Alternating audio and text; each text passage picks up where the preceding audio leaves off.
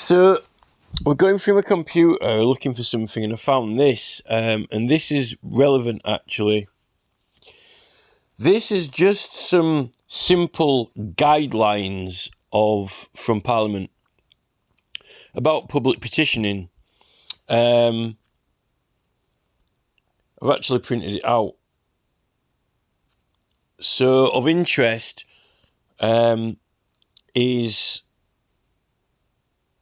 pages, I think, 6 and 7. Right, so it says archive copy. It's interesting, the word.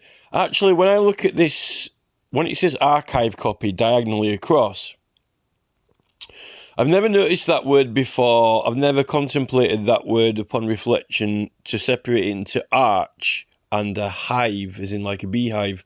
Arch, hive, archive, copy. I just thought I'd mention that, seeing that that's what I thought when I saw the word across it. So, the history of petitions.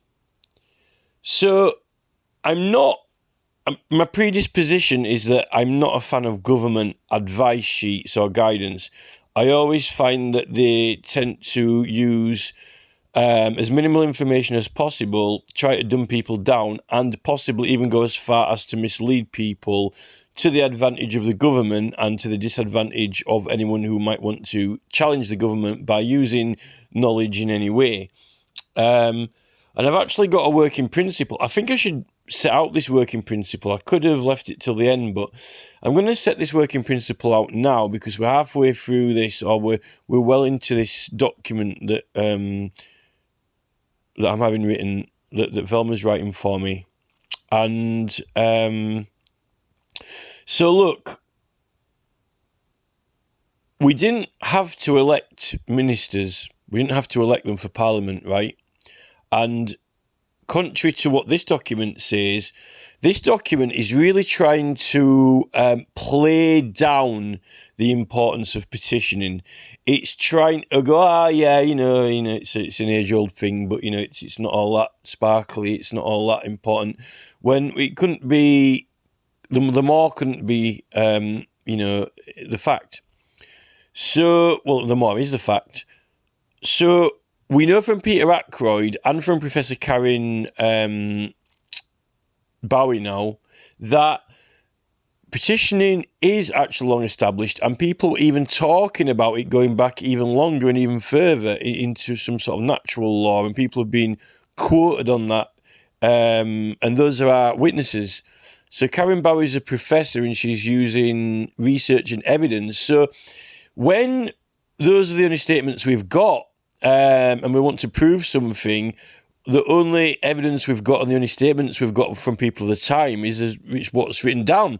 That's why we get such bad credit from the Romans, really, because all that we know about the Celts, for example, is what the Romans written down. So they're the only statements that all of the history is based on, other than the actual archaeological evidence at the sites, right? And now we're finding, from Howard Crowhurst, with his Stonehenge videos, that it was very complicated mathematics, and all the calendars are based on it. And we find some references where the Romans used to refer to it as the Temple of Apollo, which means the sun, that the Celts used to dance there. So we know that they had an important temple there.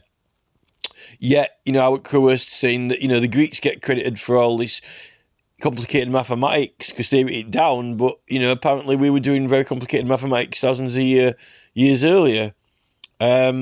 So those accounts we've got of people contemporary with the time who were talking about why they'd written these laws and why they made them, and the sort of events that were happening just before they made the immunity, what the immunity was designed to protect. It was definitely the people bringing cases. Now, when we've got a parliament, we were petitioning for them to call parliament and hold it so we could elect people to go represent us, because clearly his petitions were either not working or it was hard work, for us to do it. So Parliament couldn't be more wrong about how important and serious petitioning is, because they wouldn't exist without it. We choose to elect someone. Now, you need to draw an arrow at this point, right? You need to draw a direction of travel. This is very, very, very important. The direction of travel is us, right? In the direction towards the king and the government with either grievances, complaints, or wanting to get things done or put through government, right? That's the direction of travel. It's an arrow going from the public towards the king, right? Towards the palace of Westminster. Now, when we call a parliament, we elect people they're meant to represent us, and we didn't have political parties at the start. They started forming political parties later on, which is very, very important. It tells you all about this in Peter Ackroyd's Histories of England Part 3, if you want to know where I've got it from.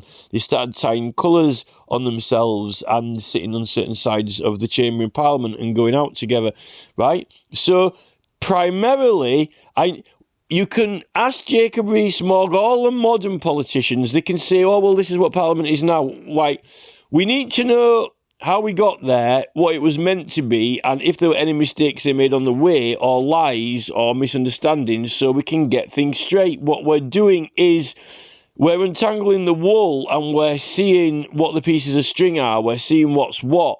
So we know why it was made, what was intended for it, and what's happened to it. And what are they sat on now? A big pile and ball of wool, claiming this and claiming that, and they're carrying on knitting new things, and they're saying, well, this is what it is now. Well, we're going to unravel all that wool, and we're going to have a look at it, right? We can get into the details, but I'm going to set out the basis, what I think the basis is, right? The basis is we elect them, a person who is meant to represent people in an area. And therefore, they follow our arrow, they follow our direction, so we don't have to take up our time doing it. We don't have to take our time up petitioning and going, to the king, because we send this person to represent us.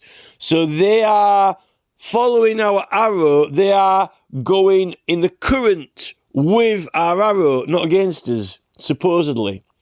Now, the problem is, when they start to form these political parties, which Marianne Williamson has talked about, which is not a good thing, really, for any of us, they start to form these parties, and they start to do what the party wants, a group, and then they start to coerce us into voting for the party that represents the group rather than the person representing us. And they say, why don't we all do what the party wants to do? Right? Now, this is the problem with that model. When you have got people who are supposed to be representing the people who elected them in the Parliament, in positions in the Petitions Committee, in Parliament debating, and in various other roles in government, right? The arrows are all meant to be going inwards from the outside in towards Parliament, right? The government are not supposed to be going against us, the other way. Now, when you get two political parties, because every person in Parliament is meant to be there, like what Andrew Bridgen says, representing their electorate. Now, when they form these groups, these parties, then they're rather than being there to debate independently, they form these groups, and then these groups are opposing each other. But not only are those groups opposing each other, those groups, we know, no longer really represent the people. Now, the politicians will argue this. They'll say, I am elected, and they voted for this party. What they'll say is, look, you voted for this party, so we're doing what this party's doing. But we actually voted for the person to represent us. So the MP has been hijacked by the party, basically. Now, when they're in the government and all these arrows are going inwards, unfortunately, now these petitions committee don't want to do what we are calling for, or even debate it, or contemplate it even sometimes. And they are... the current is unfortunately coming the opposite way.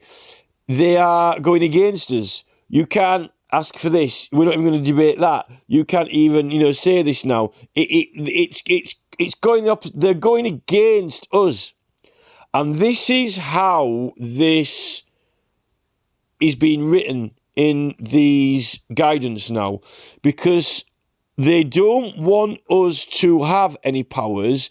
They don't want us to have any rights, and they don't want us to know the law. And they don't even really want that law to exist, or not for us, for them. But the truth of the matter, from what Karen Bowie's paper says, and from the actual reading the right itself, what does it say? What is the title of these acts, and what is it saying? Who is it for? Actually, it's not for government staff. It's not an act. None of these acts or immunities are for the government staff. They're not for the judges. They're not really for the MPs. It's for us, the people, the citizens, the subjects. When, and only when, we engage in the political actions and casework. And sometimes we were electing people to do it for us and represent for us, or deal with matters for us. And we were suffering legal consequences from the king, from the government, and from the courts. We had justices and courts and criminality, criminal law, civil claims, even without Parliament. Actually, the Parliament is actually the red herring, because you can turn it on and off, but you still got your right to petition the king, with or without it. And what an elected MP is that's their job all the time. So they're doing that all of the time, because that's what we elected them to do. Until we elect someone else. The peerage are working in Parliament for a lifetime, they're not for an election period.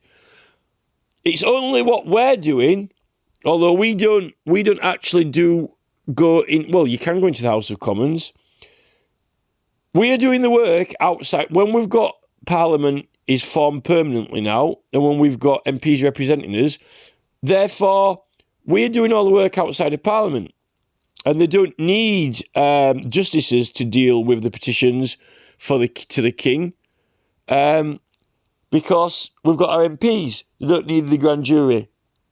So we don't need the tumultuous petitioning act where everything is getting checked and tested.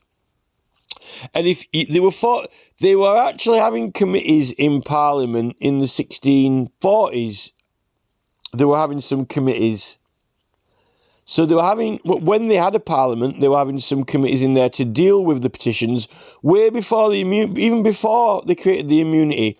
And there's still some evidence that they were talking about natural rights and so forth, even before they enacted it. And this is well before the Tumultuous Petitioning Act, before they got the justices checking it and the grand jury. They were forming committees to deal with it in Parliaments, So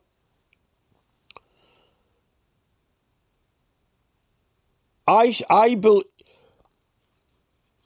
when you're bringing a case to Parliament, you're not bringing it to the courts, so it should never be referred to the courts. That's why when you have a public inquiry, they've got a special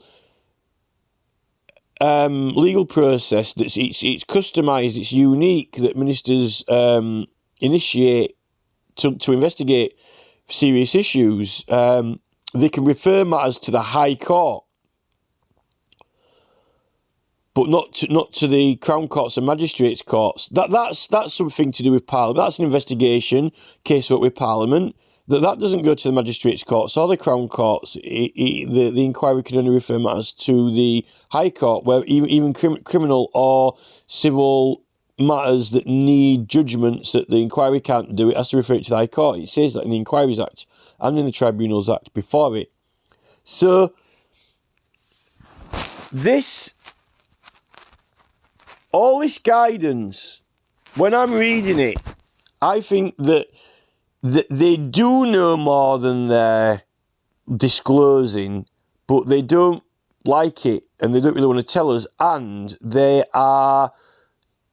themselves are kind of not that educated on it, but they do know more than they're letting on, but they want to undermine it. And that is because they want to be the people in charge, and they want to have the authority, and they want to have the power, and they want to make the decisions. And they don't think that we should have really any real honourable, true or respectable powers other than going to the polling station. They have to do this petitioning now and let us submit them, but, you know, it's these immunities and protections are very, very real. Protection from the courts. You know, for why would you need protection from prosecution if you weren't breaking the law? You know, they were free speech, having meetings, you know, being out in public in large numbers, getting people to support things and sign things. They were prosecuting people merely for their opinion or merely because they wanted certain things done. So we've got free speech now because of that. But there were also rebellious acts as well in public and so forth. And then I don't really think that the current Parliament really understand the seriousness of the Civil War and what was happening in it. If you read Peter Ackroyd and all of the very serious matters with soldiers raiding places on opposite sides and courts.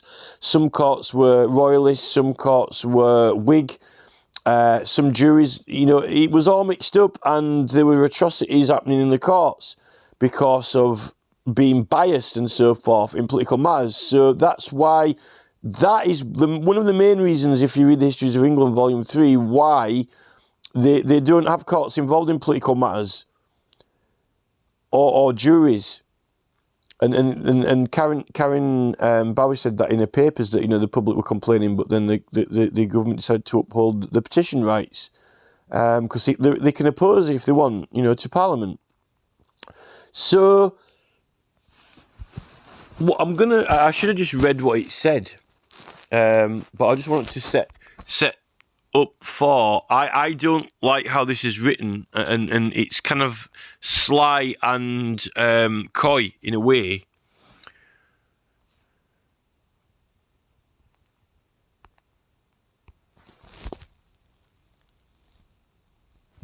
So for the history of petitioning, so they're saying it has been argued. Oh, has it been argued? Well, you know, and you know, guess who's going to argue it with you? Surprise, surprise. Who's going to argue to even get a petition published? You know, the Petitions Committee, Martin Day.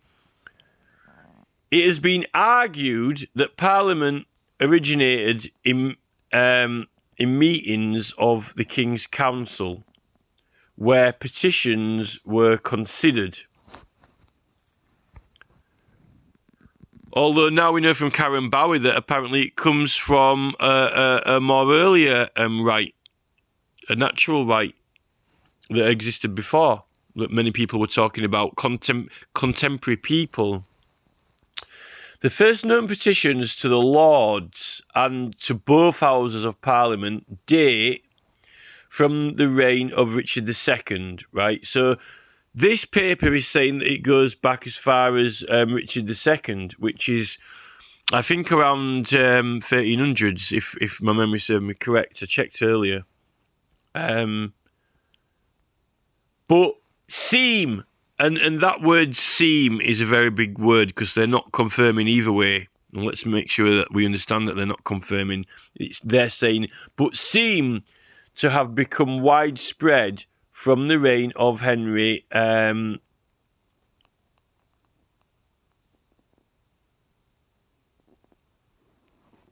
onwards. In 1571, well, Karen Bowie was talking around the 1500s as well. 1571, a committee of motions of griefs and petitions was first appointed. Well, there was a committee. They did have committees. So they actually had committees to deal with it in 1571. Well, if they had a committee to deal with it in 1571, then it wasn't being dealt with by the courts, then was it? If they had a committee. It wasn't being dealt with then.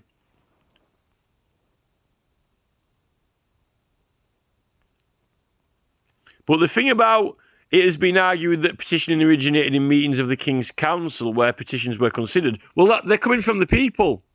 And we didn't have elected MPs. So I'm 20 minutes, 58 seconds in now, and really I should have just started it at this point, but I kind of wanted to get all that directional thing where it's meant to be from our direction, but what's happening is we're kind of getting a lot of feedback now against us with it all, due to political parties and MPs believing that they are the centre of the universe when it comes to government. So it doesn't matter how much you argue. This is very, very important when you read this as well. I think this is significant. So it has been argued that Parliament originated in meetings of King's Council where petitions were considered. Well, that's brilliant, because you can argue all you want and it doesn't matter whether they're considered or not or accepted. But the public, the subjects, the people are definitely the ones who are sending them in and who are going about petitioning, because we haven't got MPs at that stage or Parliament if we've just got the King's Council. So that's brilliant, but it doesn't pivot on that point. I don't think that when you read this out, I don't really think that it draws that out of it. It's making it sound like, it's been argued, Firstly, they're using the word argued because, I think the Petitions Committee like to argue and debate with you what you can and can't do. So, before you even get it, you're meant to be able to get your signatures to get it debated, not debate whether you can have it published in order to even go about collecting the signatures, because then how can you show if there's any public concern or support? And then that clearly shows that the public can understand it and know what you're asking and think that, you should be asking that. But if they won't publish it, then the people decide what's going to be debated by the weight of signatures. This is the problem with Martin Day and the Petitions Committee and the Labour Party, particularly that woman from Newcastle who seems to have been the chair of the Petitions Committee for God knows how long. So it's like the Labour Party running the Petitions Committee with Keir Starmer. Keir Starmer's party, anyway. So it has been argued that Parliament originated in meetings of the King's Council where petitions were considered. Never once does it mention the public or the subjects there. Never mentions us once there. Who's the important party in that? Us, because we're the ones who have got the grievance and the petitioning. But it doesn't mention us once, does it? It never mentions us once. It talks about the King and Parliament. It's been argued that Parliament originated. Parliament itself originated in the meetings of the King's Council. Well, the King's got a council and the King exists. He's got a Privy Council and they may have parliaments and they may not have not Parliament originated, because they didn't even have, they had parliaments and then they dissolved it for a long period of time. Then it unoriginated. In fact, so the opening line of the history of petitions, you would think, people have been, the public have been sending grievances to the King since way before Parliament. That puts importance on people and complaining to the King, and that they've been doing it for a long time. This doesn't mention the people once. So you can tell that Parliament have written this because first, the first word, when they get into it, the first three words, it has been, we're straight into argument and debate and them. Parliament, Parliament, Parliament. And then originated all about Parliament originating, the King's Council, where petitions were considered. Well, that's what the ministers like, considering petitions and decide whether or not they're even going to run them or not. You know, no importance or, you know, completely and totally undermining the people in the first line of this history of petitions. So the next sentence is the first known petitions to the Lords and to both Houses of Parliament. Well, date from the reign of Richard III. But the thing is, in the right to petition, it's the right to petition the king. And we know from Karen Bowie's paper, we know they were petitioning Parliament and the Lords, but we know that it was primarily the king. And if it's from before Parliament, when they had the Commons, then you're not going to be petitioning the Commons, particularly when it's dissolved, when they haven't even called Parliament. So petitioning the king. So the main petitioning, you know, we're talking like going back to Magna Carta as well. The first known petitions to the Lords and both houses in Parliament and the reign of King Richard III. Well, it doesn't say, it says in the reign of King Richard III, but they mention the king at the end of that sentence, and they don't even really talk about petitions to him. They talk about petitions to the Lords and both houses, right? You know, they don't even really want you to consider petitioning the king, I don't think. I think they want you to think about considering petitioning either of the Houses of Parliament. And, you know, when in the 1688 bill, which is the most well-known one now, it's the right of the subject to petition the king, and all prosecutions for doing so are illegal. That suggests that if you're petitioning the king is when the immunity would be, if there was any doubt to its, you know, legitimacy, there can't be no doubt when you're petitioning the king.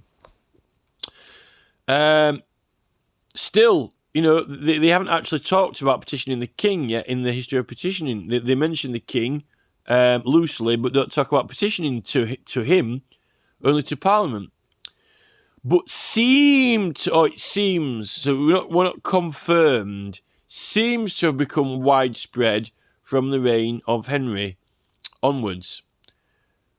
Well, you know, it seems, apparently it seems to me now that it comes from a very old and ancient natural law that they were all talking about, according to Karen Bowie's paper. In 1571, a committee of motions of griefs and petitions was first appointed. Well, that's 1571. So, we have got record that Peter Ackroyd book, that page that I've got, is talking about those Lord Saint Seal, Brooke, and Warwick, and so forth, who were members of the Lords, who were opposing the king. They were having committees in Parliament in 1640. So there were a lot of, also from 1571, you know, to 1640 even, there were committees in Parliament. But that tumultuous petitioning act, which is 1661, and a lot of the work of Karen Bowen says that you know, they were getting checked up. They had the Lord of the Articles and so forth checking them, and judicial process through courts first, out of Parliament. So we need to check the dates on that.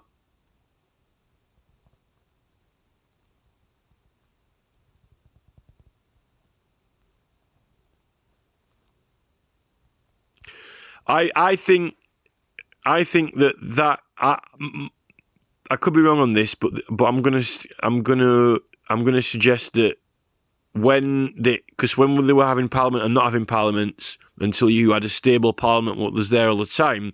So if they had a Parliament, then surely you would have committees to deal with it, wouldn't you? But if there was no Parliament, then you couldn't have committees in Parliament, because you wouldn't have a Parliament, would you? So that's why you probably get the courts to deal with it, or a grand jury, or to check it and look through it and so forth, before being presented to the king. But that was only from 1661. It had to go through the but they had that Lord of the Articles, didn't they? But obviously you can have even if you haven't got Parliament, you've got lords and so forth around the king. So this is probably why they need a Lord of the Articles and so forth. This is what we need to check up on, really. But that's my suggestion. My suggestion of the discrepancy between, why have committees and why... Well, if you've got a Parliament, you've got the...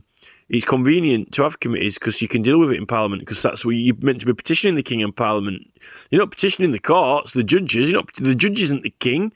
The judge is not the king or the constable, or the sheriff. The king's a king in Parliament.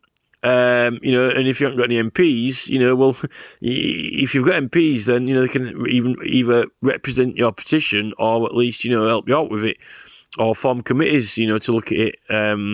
So that's why I would suggest that there's these judicial roles when there isn't a Parliament and they're being checked out of court. But then obviously from 1661 onward, there were a lot of people doing it, but they were growing in large numbers. That tumultuous act is more to do with that it was getting a bit out of control when they were getting large numbers, But then we have a lot of, rebellious activity and shenanigans and, after the war and so forth. But then this is when we get his immunity. Because it's quite serious. I mean, I wanted to say something earlier, like,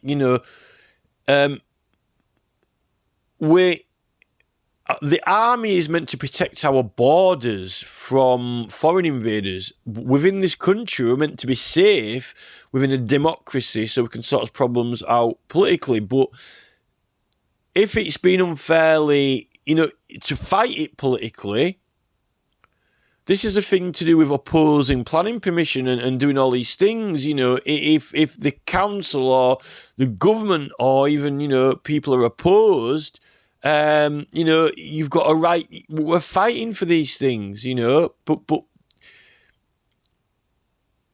for objections, getting people to support objections or getting evidence and all these things, it's very serious, because if if suddenly they take out half your street or build something, it's affecting your entire life. It's very serious, because, if Putin attacks us, he can blow up buildings and so. That's what we're trying to stop. But the army's meant to stop Putin from blowing your street up, right? With tanks and fighter planes. But if the army is protecting us from Putin blowing the street up or blowing up things on your road, but then the council goes and does it when you really don't want them to, or some company or corporate entity because they've got loads of money, or the objection process is being either cheated from you or stolen or sneaked by the councils, then if your road gets obliterated by a new building thing, or the park gets obliterated, and you really don't want it, this is affecting your whole life. This is what Keir Starmer doesn't really get his head around. The result from it, the effect, the impact on your life for the rest of your life in somewhere that you call your home, that is protected by an army, is devastated. Changed forever. We're talking about getting up, going out to work, coming home, going out in your village. We're talking about permanent changes that you vehemently don't want to happen. That the army is stopping an other country from coming in and doing themselves, blowing it up, destroying it, flying it, right? The army protects us from it. Now, you don't want Keir Starmer or Keir or Balfour Beatty or whoever they are, Boris Johnson, coming and annihilating next to your house when that's what the army stops Putin from doing. So why would we pay the army to defend the island and stop Putin's tanks coming over and annihilating the street when Keir Starmer is going to come and annihilate the street? So in order to prevent him from doing that, which is a grave and serious matter, the seriousness of I don't think he can quite comprehend. Things are changing. I haven't got control. We need to stop this. There are things being done to us that we've got rights to object. I object. I don't want this to happen in my street. I don't want the council to change that pavement or the end of that road. I like it, and I'm going to get signatures from the public to stop them. Because if they change it, then it's going to make me unhappy, and I won't like my area. I won't enjoy it. And if I don't like my area, and if I don't enjoy it, what is the point being a citizen in a democracy that's meant to be safe, happy, and civilised? Being safe, happy, and civilised is what we're fighting the wars for. Unfortunately, these companies that are doing it now don't care about us. They're doing it for profits and so forth, or what the parties want to do, not what the people in the area want. And it is actually like a force attacking. And that's what's happened in Murfield with that Incora aeroplane industrial estate dropping on the village when everyone opposed it time after time after time. But it persisted. It didn't relentlessly give up with infinite money. So, in a way, we're under attack by corporate entities, but not a military force. Now, the money they've got and the lawyers they've got is insurpassable. Millions. The legal funding they've got and the persistence they've got, and they're paying people to work every day to try and get that objective when you've got to go to work, say, in a mill or in a factory or a shoemaker or a secretary or a student or whatever you're doing, and then in your spare time when you come home to relax and rest and see your friends, then you've got to spend it, your own money that you've earned, all spent with no sponsorship or funding to try and stop this big entity from doing it, right? So how are you on an equal footing?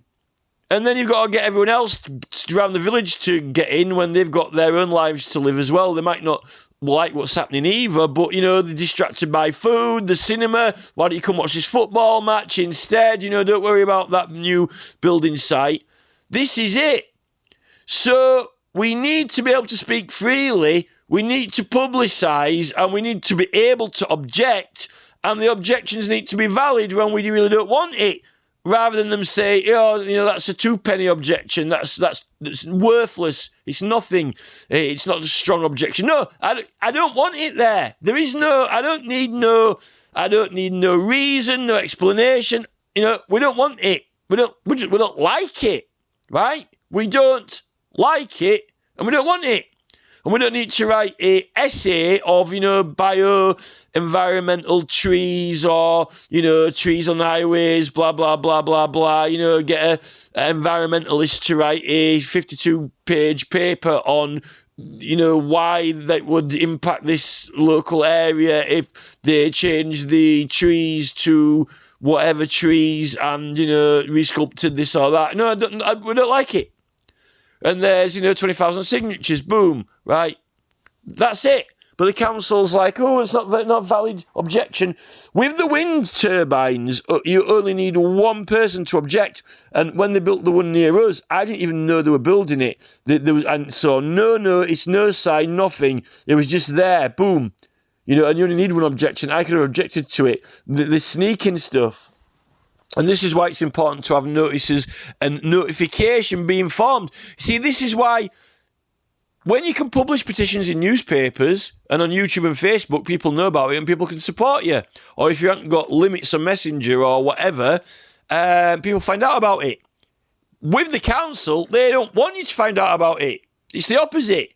They don't really, you know, if they were making as much effort to really, really let people know about it as much as, we're trying to get people to know about our petitions, then people will go, more people might object if they know that it's going on.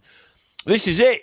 It's better for the council if you don't find out about it, or they really, really prefer it if you didn't know about it, and then your objection time passes by. This is the problem, So a lot of these issues, you are fighting civilized through rights, free speech, and so forth, in order to protect your interests in the area.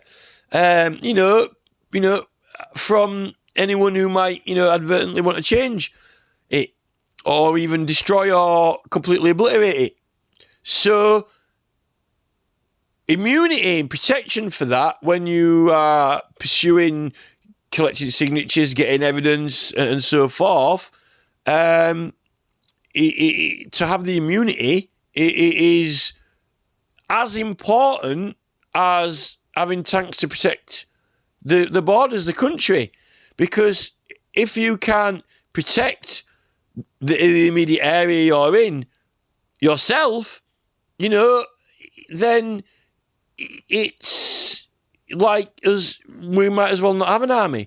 But if all these companies now, and Charles is the head of the army, and he's more interested in his profits and corporate business, and they're even giving computers to the army, to 77th Brigade and Battalion, and it's all blocked up Vanguard, it's almost like, who is our enemy now?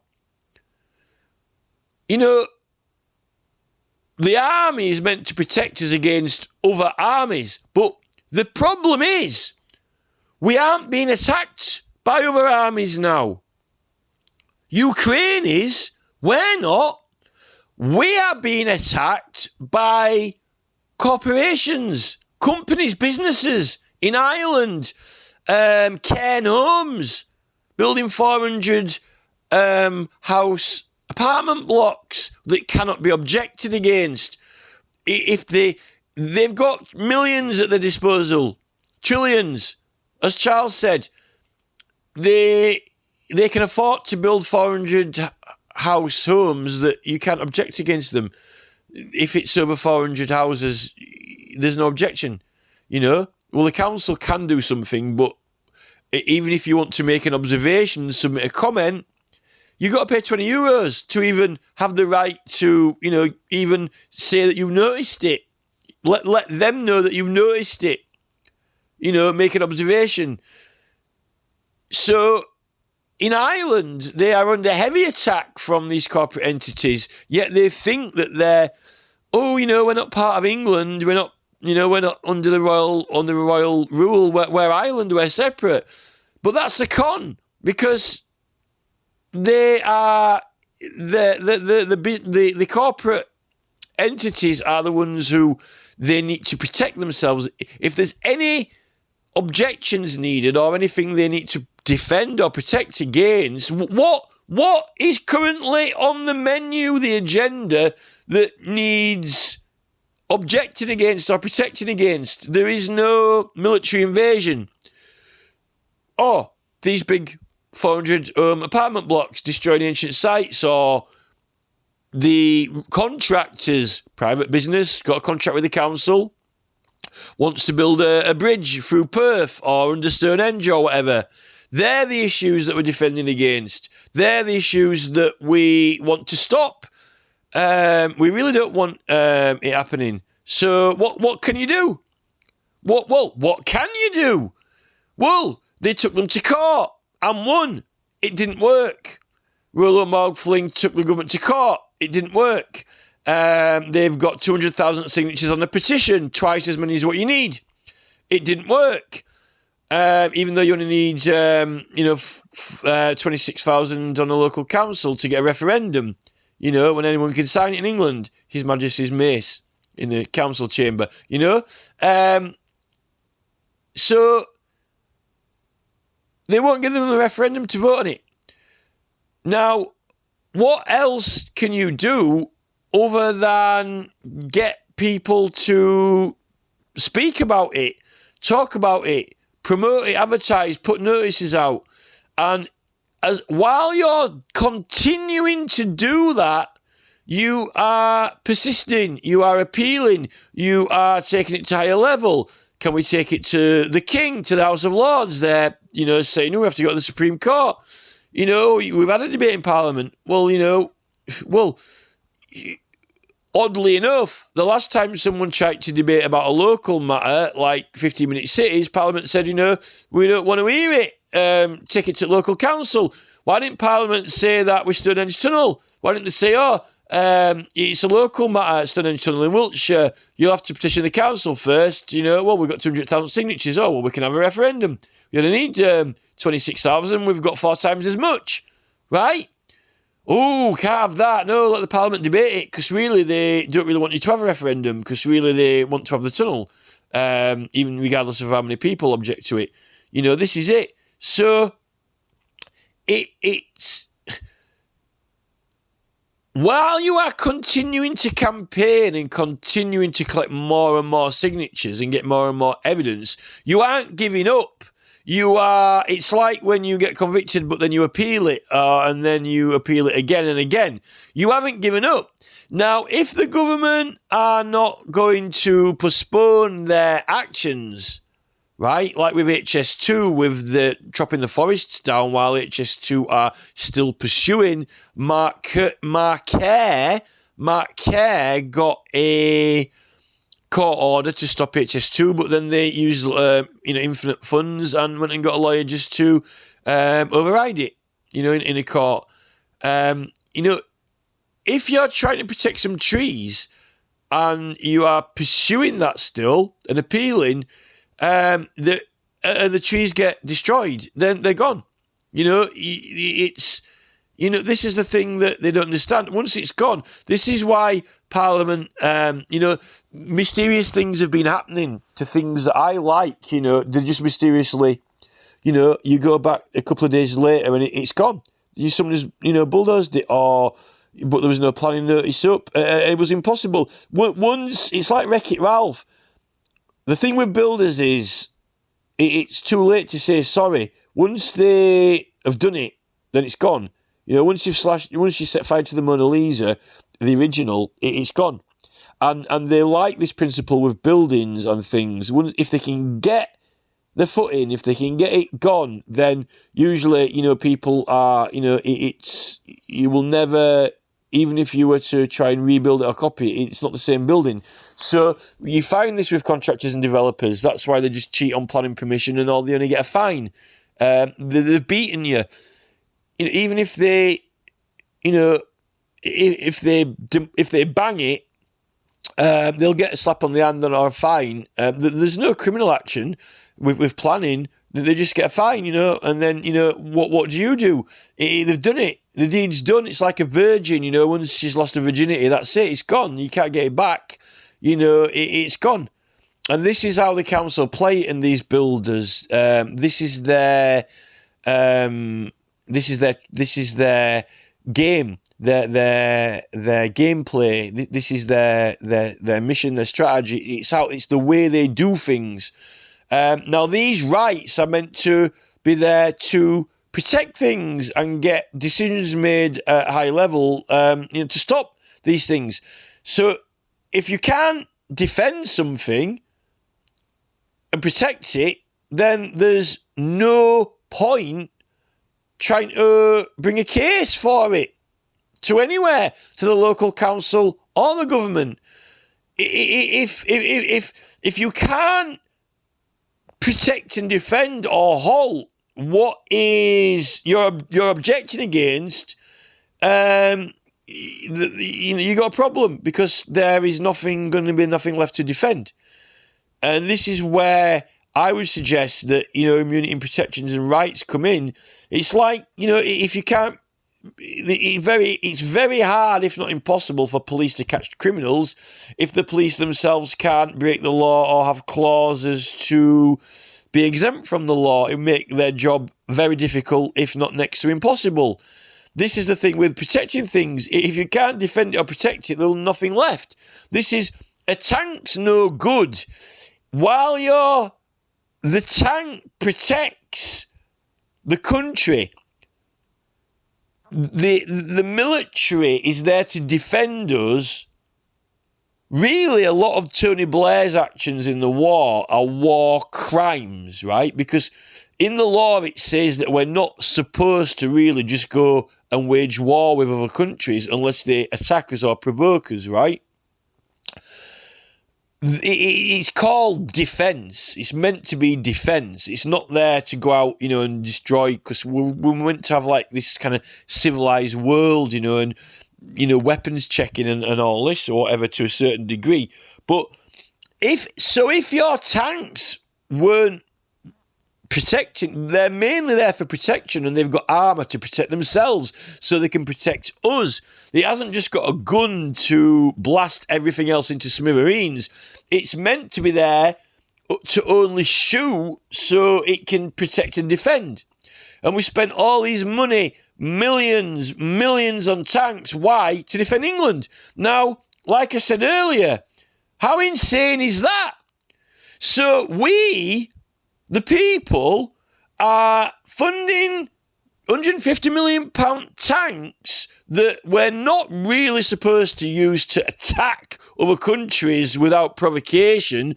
They're not actually there for firing guns. Tanks aren't really meant to be for shooting with, because, we're not meant to be shooting, because or else that would be war crimes like Tony Blair. They're meant to have a gun to defend, like a peacemaker. It's, why have you got a gun on the tank? Oh, it's to defend us. Oh, right, I get it now. It's armour. Yeah, all these tanks and helicopters and navy ships and fighter planes with missiles, armed missiles. Oh, they're to protect us, to defend us. Like for defence only. Oh, right, defence only. We're paying for them all. But why? Why? So, some other country or force, in brackets, who, doesn't blow up the country or take over it. So we can have civilization. What is civilization? Talking about things, negotiating, voting, all coming to an agreement so we can have happy areas and lives and so forth. But we haven't, because, believe it or not, and this is what the MPs don't seem to be able to come to terms with, they're massacring the place. They're annihilating the place. They are ruining it, and we're being attacked by our own Department of Transport, contractors, companies, bulldozers, diggers, hard hats, care, Balfour beat me, shooting us while we're going to work. You're trying to go to work and they're sat at the side of the road shooting you when you go past. Pew, pew, pew, pew. Trying to shoot you down, right? Getting you drunk, selling you alcohol, getting you drunk, and then, when you have an argument, then, locking you up for the night and so forth. Misdemeanors, selling you, getting you unhealthy with the foods that they're doing. This is getting into Robert F. Kennedy stuff now with the military-industrial complex, but we are having a great difficulty now defending villages and towns. But who is the enemy? Well, the enemy is the local council and the head of highways, the head of building and planning, and his friends who he gives trophies to, yet he commends them for their service, for playing for the team, for shuffling the planning notices around the backhand, for building the things that the council want to build, not necessarily what we wanted to build because we oppose them. But someone gets a medal and a trophy and an award in it. For profit mainly. We are having to defend a threat which is not a foreign country, it is a company and business, but they are owned, they're all being purchased. They're not just, it's not Bob the Builder, Wreck-It Ralph, James Stormby, Alex Sanders, these people are one group. They have sold the businesses, have been purchased by an entity, and that entity is BlackRock Vanguard. And Charles is involved in it with Prince Andrew because it's a military-style operation from the private corporate sector that's beyond leaders, and they've got trillions at their disposal for lawyers also as well. And they've got plans, long-term strategic plans that are in phases. Phase 1, 2, 3, 4. Military operations have phases. Phase 1, 2, 3, and 4. There's likely some secret phases for Ukraine. Put the secret base there, annoy Putin, phase 1, then provoke Putin, phase 2, and then we'll get all the refugees coming over here, phase 3, and then we can send more weapons into Ukraine, phase 4, and then, this is it, the phases, right, all planned out. We're under strategic infiltration and attack. Now, we've got rights that protect us from being prosecuted or imprisoned if we choose to engage to oppose this to the government and get people to join in. And the law says that we can advertise and promote this, and that may extend to representations and either publicity stunts, as long as people are insured for these publicity stunts. It may be pushing it a bit, but it covers rebellious action according to the history books, and complete and total free speech and publishing without bias, discrimination, or intervention. So this is it. So we can continue to be civilized and happy and have nice places, and not have it obliterated. What's worse than having Putin come and obliterate it is having these corporate entities obliterate it, who people just are, they're not happy with them. They're opposed. And the problem is these political parties in the councils are getting money fed from government and being told to support it. And then there's Rishi Sunak, the Prime Minister of England, is buying shares in these companies and making huge profits. And then he changes laws to help himself get more profits for himself. That's not being concerned about everyone being happy in the neighbourhood and getting things built that they want there. That is concern about profit, for profit. No elected minister should be doing it for profit. In fact, there's laws, if you read them, that in the legislation, it clearly states that if anyone in the local council is commissioning works and they make a personal profit from it, they have to stand down. That's decision-making in government that leads to personal profit. That's what Rishi Sunak's doing. Rishi Sunak is making decisions in government that result in a financial profit. That's illegal. In the law, it's illegal. Now, I don't know what their guidance says, because Rees-Mogg, it's a little bit like Rees-Mogg saying that, GB News is not a news programme, but Nigel Farage got an award for it being the best news programme, right? And then the select committee guy, who probably is one of the greatest men in England, actually, said to Ofcom, what are you doing? But Mogg is vehemently in denial of fact and truth, which is what the judges and court system are vehemently in denial of the right to petition immunity, although it is clearly written there in English, very simply in black and white, because they just can't believe it.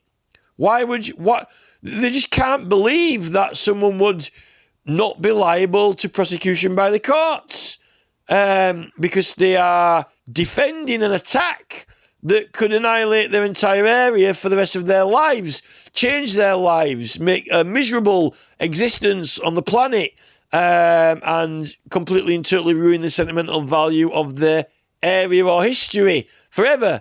This is it, which is something that Putin can do with tanks.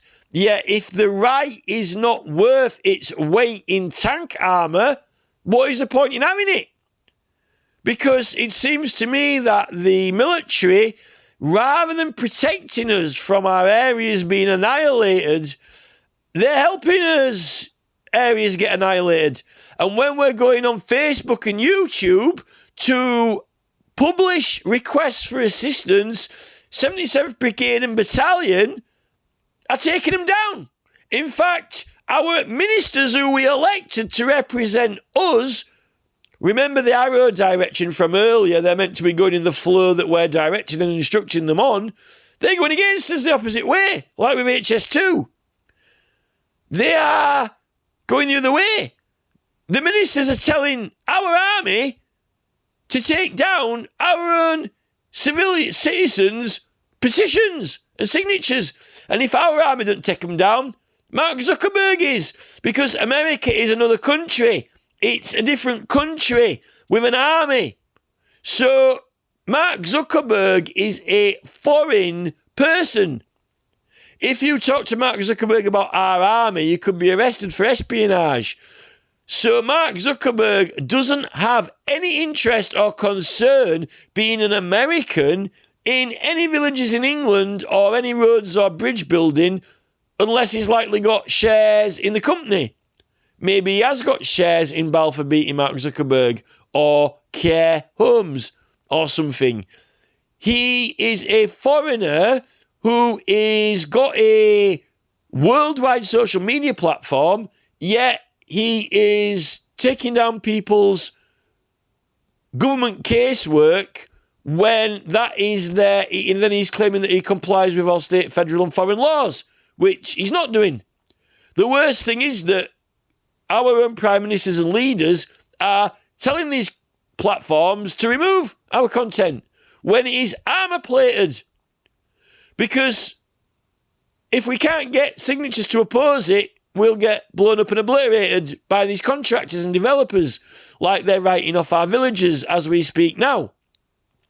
With these Incora developments and industrial estates, which everyone in the village has, opposed 2 or 3 times year after year, yet until they're drained and their batteries run down and they're so tired of fighting so long, and the military waits until the opposition gets fatigue and is tired, and then the next phase 3 will, and then they move forward with their troops and to wipe us out. This is it. So if that right is not worth, every person in England who chooses to join forces together in political action, join the forces, if they have not got we're paying for every soldier's bulletproof vest. We're paying for every soldier's helmet. We're paying for every soldier's AK-47. We're paying for every soldier's tank, landmine, ammunition, Prince Harry's helicopter with his touchy-feely handset. Where is my defence in my rights? Where is my £150 million tank defence in my rights to protect it from Balfour Beat Me?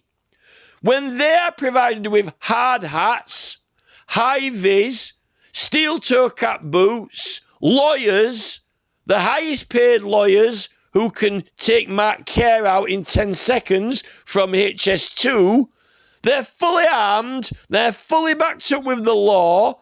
The government are even going against us and asking our army to take our petition signatures down.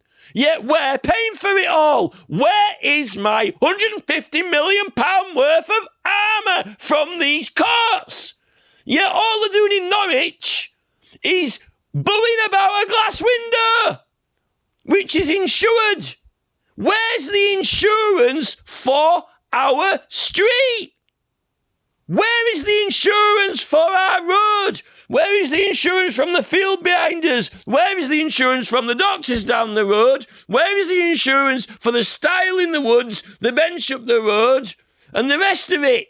In fact, every single thing that I am alive in, someone is plugged into the metaverse and is changing the scenery. Yet I object, but I have no control over it. It's meant to be, this is our home, where we live, protected by an army, when all things that happen are debated and discussed, so everyone's happy, but they're not being. So where is my civil defence when I choose to join forces to oppose it? Why is my own army that I'm paying for taking my things down? And why is my own police force saying that I'm a criminal person when I'm joining forces in opposition? I am in the forces.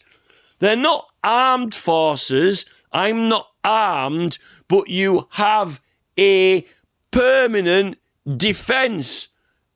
You don't have to plea for the defence.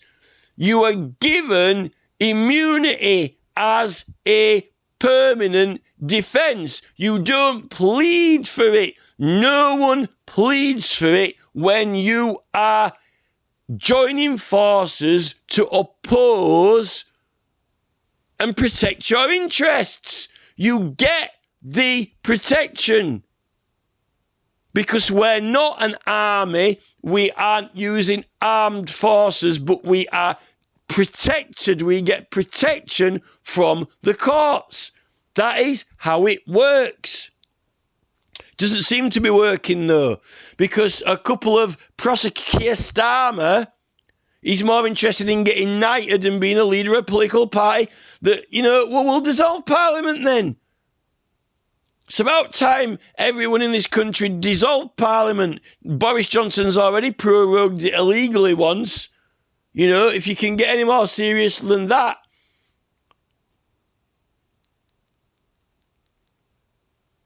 All they're bothered about is the political parties, unfortunately, not actually about the electorate. And this is where we are with it. And I haven't even discussed this yet. I ended up getting annoyed and going into the whole military thing. But I think it's an important example, because the Civil War actually was an armed war. We don't have an armed war at the moment. As far as I know, the campaigners are still calling it a peaceful rebellion, and they haven't attacked any people yet, although they have damaged property. But it has been claimed as publicity stunt. And there's been worse damage done to areas permanently that have devastated, shocked, destroyed, depressed, harassed lives and homes by their objections failing when it's been set up by the council. I don't know what's worse. It was been set up and rigged for them to deny our immunity, or the council set up and rigged for them to deny our objections. I don't know what's worse. I'm going to have to do the rest of this separate now, because I've gone off on a massive tangent, and it's like an hour and 7 minutes, and I haven't even gone into just a simple coverage of these government guidelines that I wanted to talk about.